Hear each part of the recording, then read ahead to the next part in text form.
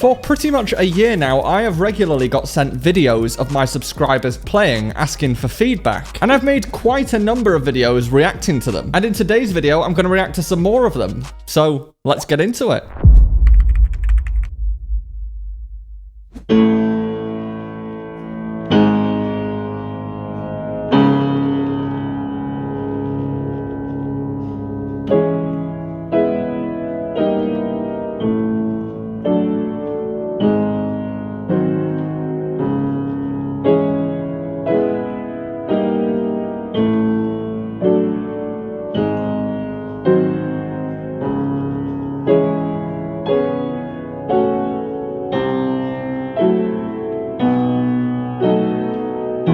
Nice, so he's actually playing this really, really well. It's not an easy piece to play by any stretch of the imagination. So the first thing that I would say is actually to do with these first three notes in the piece.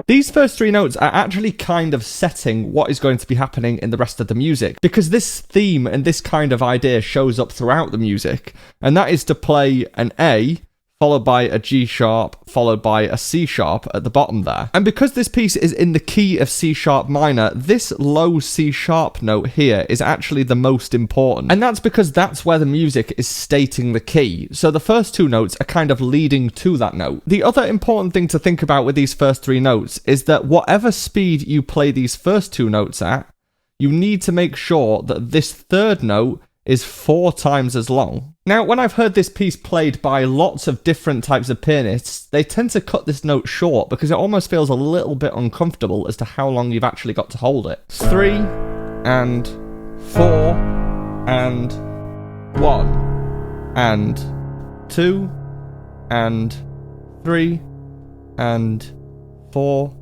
and 1. You actually do have to hold it quite a long time.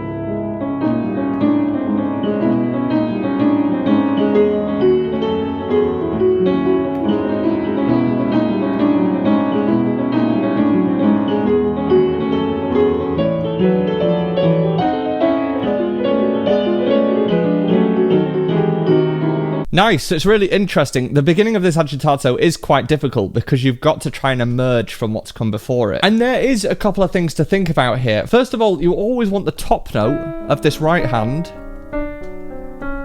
to stand out. And that's because that's kind of like the melody line. That's the thing that a listener is going to latch onto to follow. And this is quite difficult to do, particularly if you have tension in your hand. And it does sound like Ryan does have a little bit of tension in his hand, which is very, very common when you've got to play something like this, where it's a little bit awkward to play and you're trying to get the top note to sing out and you've got to play it fairly fast. So the way that I would get rid of tension in this particular piece is to drop onto the note that you want to be the loudest at the top of the chord and then kind of hit the other two notes when you're thinking about lifting up. So you go down, up, up, down, up, up, down, up, up, down, up, up. So you're almost thinking of dropping your hand and relaxing your hand whenever you hear that loud note, and then you're kind of thinking of these last two notes as a little bit of an afterthought on the way to dropping on the next note. And if you practice this slowly, so drop, drop, drop, drop, then you'll kind of fix both things. You'll have a really, really clear melody, but your hand will also stay nice and relaxed. And then it's just a case of playing the same thing, but a little bit of a quicker speed.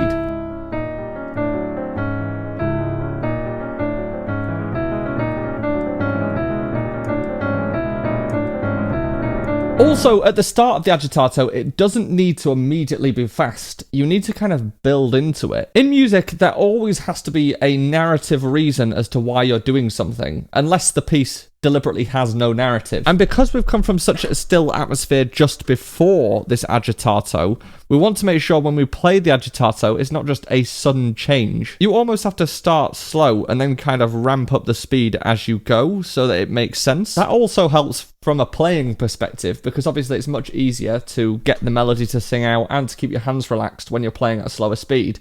So it almost allows you to progress into the faster pace without any tension in your hand.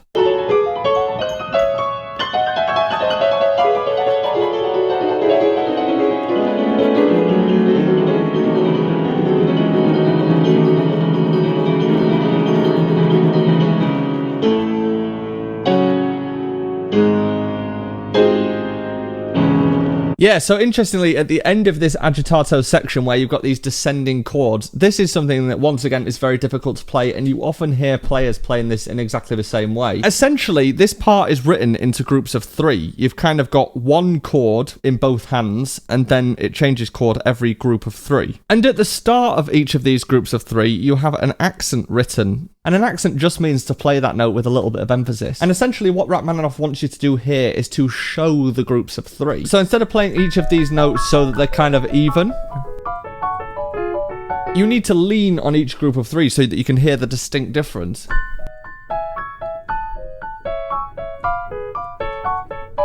If you can do that, when you play through this at speed, when you get to the bottom, it sounds much more rhythmic and chaotic in order to be able to land on those big chords.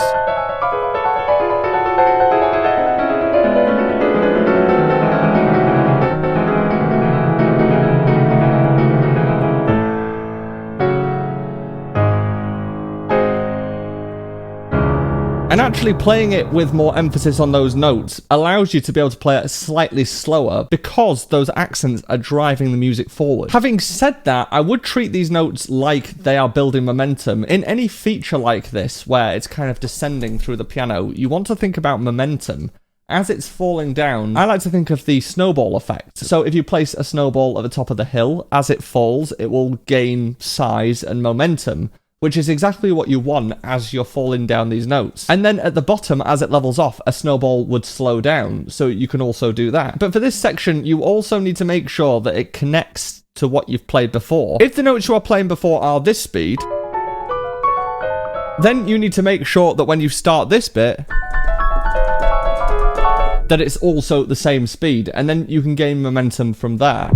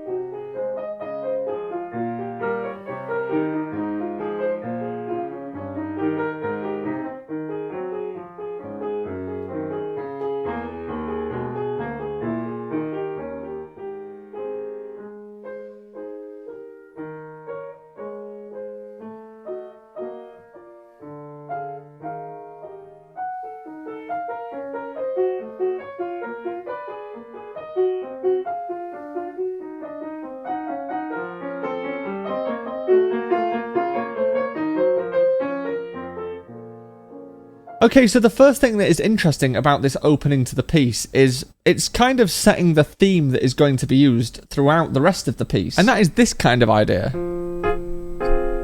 where we have something called a suspension, where we're getting this bass note that changes, but the chord doesn't actually change until afterwards. So you're getting this kind of tension and release. And as I've said in many videos before, when you get tension in music, you always want to lean on that tension so that it feels even more satisfying when you resolve it. Because otherwise an audience isn't likely to hear that kind of tension and release unless it's over exaggerated. The other thing I would say about this section is that here we have two ideas going on. We've got this kind of outside chord idea, and we also have this melodic idea.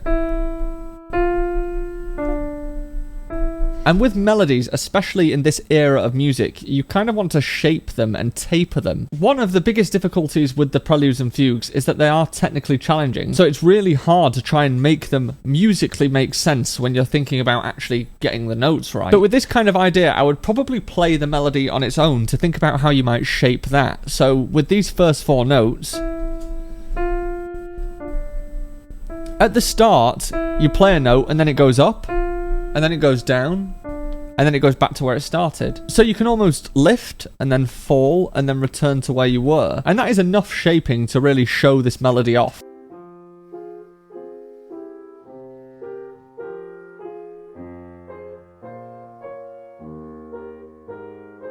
Now, interestingly, for this section, we kind of have that same idea where we've got that tension and then release because we've got the suspension. However, this time it's ascending rather than descending, which means something has changed. And when something changes in music, you also want to show that off. And it's also very important that no matter how many times you practice a piece, you want it to sound surprising to you as well. I often hear pianists who have clearly practiced a piece over and over again, and therefore nothing is surprising to them in the piece anymore. But you've got to remember that to an audience member, they haven't necessarily heard the piece before, and they certainly haven't heard your version of the piece. So you want to show the interesting changes in the music, as if you were playing and listening to it for the first time.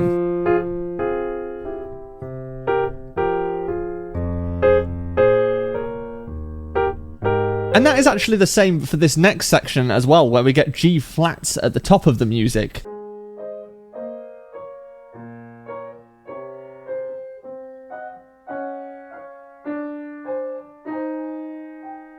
Generally, when you get accidentals in a piece of music, so sharps, flats, naturals that are written into the piece of music, that generally means we're no longer using the scale that we started with. And this piece started using an F minor scale.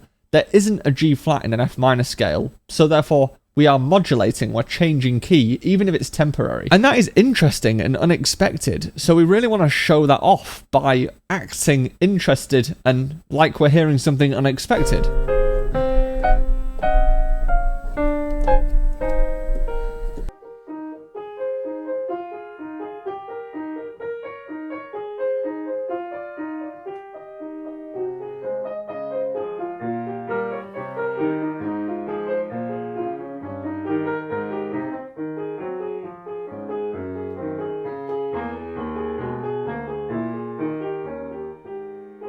One of the hardest things about playing Bach pieces is the fact that you have different voices, and some notes are going to be held while other notes are not going to be held.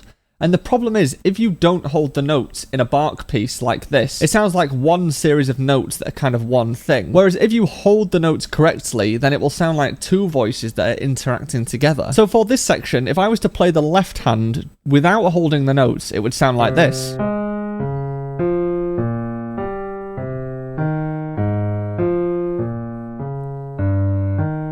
And that sounds like one series of notes, where you've got note after note, all as one voice. Whereas if I hold the notes correctly, you can very clearly hear two distinct voices that are kind of interacting together and have a relationship together.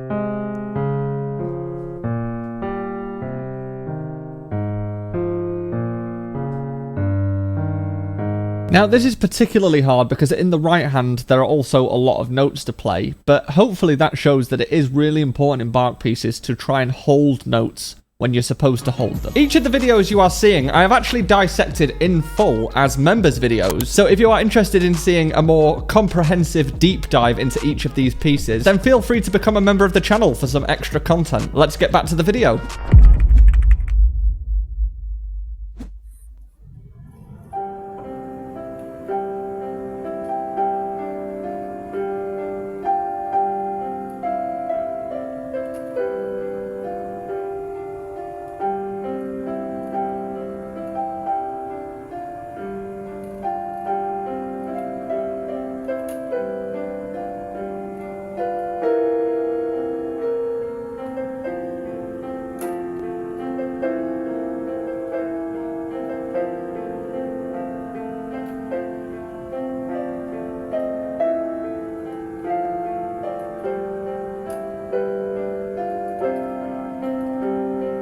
Nice. So it's actually very interesting and a very well-written piece. There's some really interesting chords that are being used. It's in the key of C major, which means we're not dealing with any sharps or flats, but there are moments in this piece of music where he's moving to different keys. So firstly, he's written this piece in a time signature of 6/8, which means we're kind of feeling two groups of three. 1, 2, 3, 4, 5, 6. 1, 2, 3, 4, 5, 6. Which is really quite interesting, and actually for lullaby type pieces where you're trying to get a child to go to sleep, sleep. It's actually quite a common time signature because you get that kind of lilt to the music every 3 notes.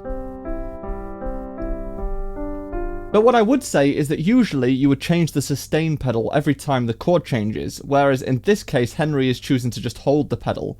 And that could be a stylistic choice to create like a dreamy quality to the music. But it does mean the chords are kind of blending into one, so you kind of get this sound, and then those notes kind of blurred over the top. Usually you would play the first chord, and then re-pedal for the second chord, so that the notes that are contained within one chord blend together, but when you change the chord, that previous chord is cleared and the new chord can then be blended together. But I also think that this melody that he's chose to use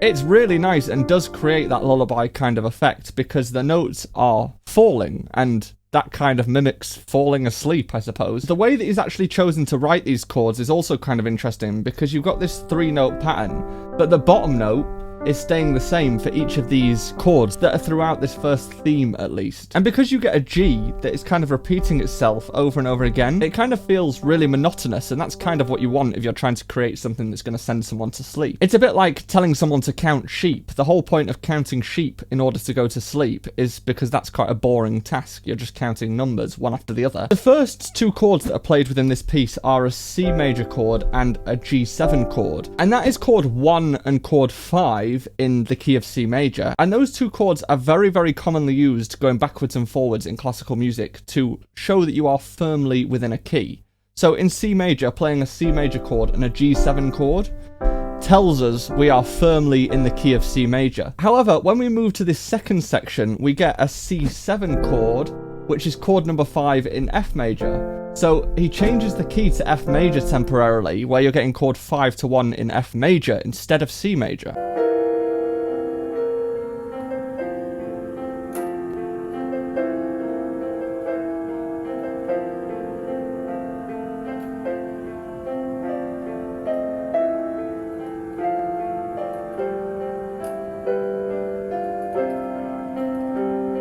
Using chord 5 to 1 at the end of a phrase is called a perfect cadence, and that is very, very common in all types of music, not just classical music. But having this sort of chord sequence where you're kind of pivoting into a different key, and having chord 5 and 1 in that new key, in this case that's F major, and then slowly pivoting back to C major and playing chord 5 and 1 in C major, is kind of a very classical thing to do. And it also sounds kind of soothing and predictable to the ear. And I would be very interested to know if Henry knew what he was doing with this chord sequence, or whether he was just following his ear and playing something that sounded kind of lullaby-esque. For the most part, he's also been very careful to move his chords so that the bass note is moving by step. So in that last section, you get F major, then A minor, but it has an E in the bass so that you can hear the movement from F to E, and then back up to F. So you're kind of getting this moving bass line that's moving just by step. What I would say though, at the end of this phrase, where he does play chord 5 to 1, he kind of goes and then jumps down to the bass to play a C in the bass and make the phrase sound really kind of finished. However, because he's trying to write a lullaby and a piece to try in essence to get a child to go to sleep, any jumps on the piano kind of want to be really carefully placed so that it doesn't sound too jarring and suddenly wake the child up. So I would maybe slow down a little bit into the end of that phrase and kind of really place that C major chord at the end, so it sounds like a really warm finish rather than a kind of final finish.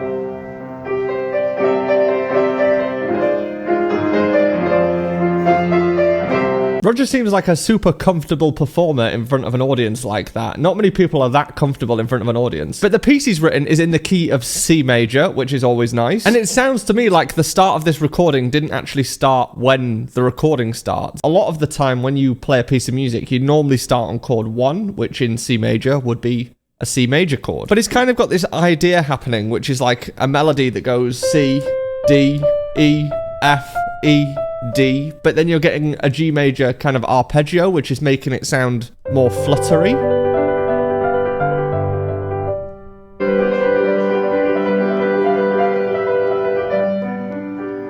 It's a really interesting idea to use, and I can see how that would represent birds in the sky. Generally speaking, if you're wanting to try and make something sound kind of free and like it's flying, like you would if you're trying to represent birds, you kind of want the music to feel really spaced out, and repetitive rolling patterns like that are quite good for giving you that vast feeling of possibility, because it makes the music kind of sound energetic and exhilarated.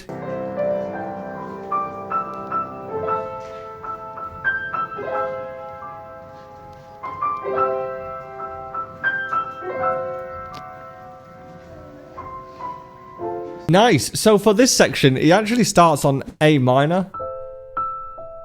And then he uses a chromatic bass line in order to be able to move chords to chords that aren't necessarily in the key of C major, which is a really clever thing to do, and it's something that is done quite a lot. So if you play A minor and you drop the bass note to a G sharp, that allows you to play something like an E major chord. And then if you drop the bass note again to a G, you can play an E minor chord or a C major chord, something that has that G at the bottom. Then if you drop it again to an F sharp, you can play chords that have an F sharp in it, and so on. And he kind of does this all the way down to F, which gives you that warm quality of sound as you hit the major chord at the bottom. Kind of interesting to start on A minor though, because that gives it a more sad quality of sound. I'd be interested to know what Roger had in mind in terms of what he's trying to depict with this section, because this is the sort of quality of sound you'd get if something sad has happened. But I can't think of anything sad that would happen to a bird other than imminent death, unless he's trying to tell a specific story. So it'd be interesting to have that kind of idea more fully fleshed out, or like we're transitioning from the major to the minor in some way, so that we can follow the story rather than something suddenly sad happening, but we're not really sure what's happening. I also think, interestingly, Roger is playing this quite hard sounding.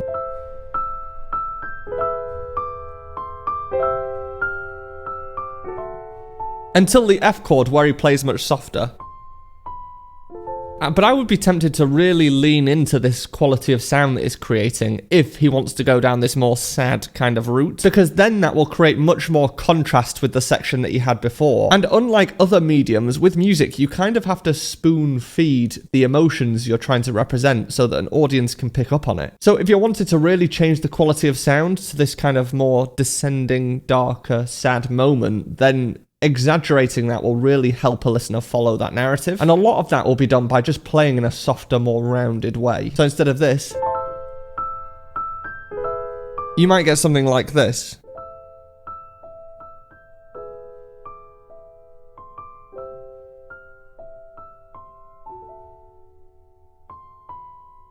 It's a really subtle and small change, but just trying to weaken all of the notes and make sure that they're played in a rounded, soft way kind of adds to the feeling that the chords are creating, rather than all of the music having that more harder sound.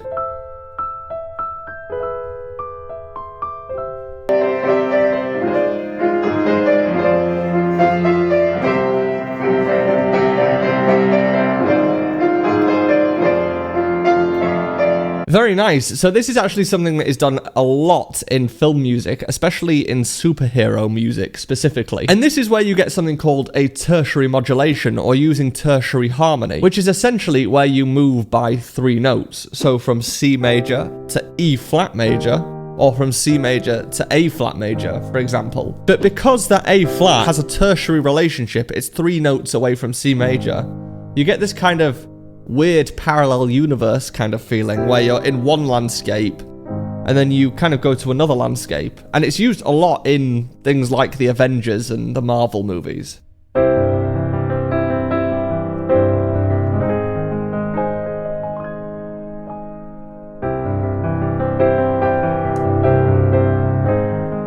Now, in this case, what he's actually playing is a C major chord to an F minor chord rather than an A flat chord. But an A flat major chord actually has the notes A flat, C, and E flat. And an F minor chord has the notes F, A flat, and C. So A flat and C feature in both of those chords. And if you play an F minor 7 chord, that is F, A flat, C, and E flat. So within that chord, you've kind of got an A flat major chord. So that's kind of what we're hearing. We're hearing that tertiary relationship between the chords. It just kind of sounds a little bit darker than A flat major would. But these kind of features are often learned by film composers and things by stealing it and borrowing it from other film composers that they've heard. They might find an idea that they like the sound of and then work out what kind of feeling that creates and then borrow the chord patterns from them. And this is exactly how you learn how to come notes in there. If you enjoyed this video and want to check out the full members videos, then feel free to become a member and check out the members only playlist here. And if you want to see my reaction to Paul McCartney attempting to teach the piano, then head on through and I will see you there.